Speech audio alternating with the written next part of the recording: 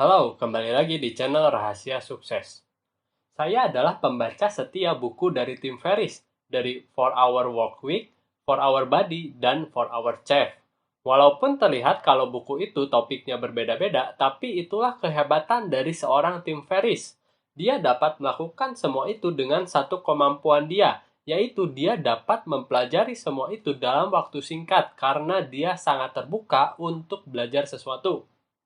Di buku Tools of Titan ini merupakan rangkuman dari hasil wawancara di acara podcastnya, lebih dari 200 episodes. Tim Ferriss mengundang para narasumber dari berbagai bidang, dari meditasi, investasi, disiplin, dan aspek lainnya. Dan itu semua dapat kamu pelajari dalam buku ini. Inilah 3 pelajaran yang dapat diambil dari buku ini.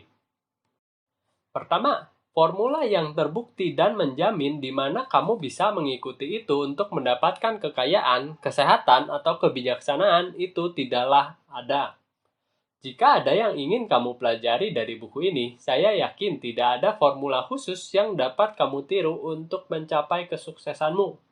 Buku ini berisi strategi dan taktik yang digunakan oleh orang-orang terbaik dunia di bidangnya masing-masing. Tentunya semua strategi itu berbeda dan tergantung kamu untuk menggunakan strategi yang mana. Sebagai contohnya, ini berada di dalam topik kesehatan yang Tim Ferriss pelajari dari Dr. Justin Mager, ahli fisik untuk para atlet olimpiade, ahli kesehatan dan wirausaha yang hebat. Justin berkata, kamu harus mencari tahu rumus kesehatanmu dengan melakukan eksperimen. Tentu saja kamu dapat membaca buku dan mengedukasi dirimu sendiri dan mencoba berbagai macam diet kesehatan. Carilah mana yang cocok dengan keseharian dan tubuhmu. Karena apa yang berhasil pada seseorang mungkin akan berbeda dengan orang lainnya. Belajar itu tentunya sangatlah baik, tapi ketika kamu melakukan tindakan atas apa yang kamu pelajari, dan jika kamu mengambil pelajaran dari itu, kamu pasti bisa mendapatkan hasil yang terbaik.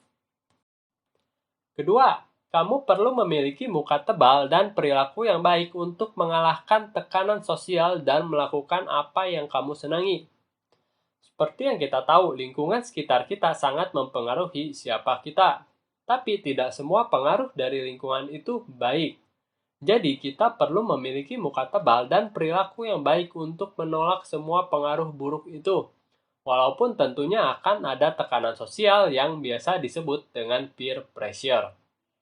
Pemain snowboarder terkenal Shaun White mempunyai hal tersebut pada awal karirnya.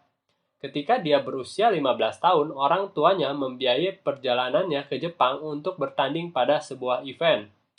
Tapi tidak seperti atlet lainnya yang dibiayai oleh pemerintah, dia memutuskan untuk tidak berpesta pada malam sebelum pertandingan, seperti rekan-rekan atlet lainnya. Terlebih juga, dia tidak ingin membuat uang orang tuanya menjadi sia-sia. Jadi, dia berusaha sebaik mungkin, dan akhirnya dia menang. Dia mendapatkan hadiah senilai $50.000 dan dia mendapatkan pelajaran berharga pada hari itu. Jika kamu tidak cukup keras kepala untuk berenang melawan arus, kamu tidak akan pernah mengambil pilihan dan tindakan terpenting untuk menuju kesuksesanmu. Ketiga, untuk menjadi kreatif, kamu harus mengalami cerita-cerita yang akan kamu katakan nanti. Untuk melakukan eksperimenmu sendiri, kamu harus menjadi kreatif. Untuk menumbuhkan kreativitasmu, kamu perlu hidup sepenuhnya dan kamu perlu mengalami kejadian-kejadian yang membentuk kreativitasmu sehingga kamu bisa membuat sebuah cerita hidup yang menarik dan membuatmu sangat percaya diri. Whitney Cummings adalah seorang aktris dan penulis dari acara terkenal, yaitu Two Broke Girls. Terjebak dalam siklus di mana dia mentertawakan dirinya sendiri dan itulah satu-satunya cara yang dia tahu untuk membuat sebuah komedi yang baik. Dia menjadi tidak kreatif pada saat itu. Lalu dia mulai terbuka dan mulai menikmati hidupnya dan melakukan sesuatu di luar pekerjaan dan kebiasaannya. Di sanalah kreativitas dia mencapai level yang lebih tinggi. Bekerja keras tentunya penting, tapi ketika kamu menikmati hidupmu, kamu bisa memastikanmu kreativitasmu tidak akan berhenti.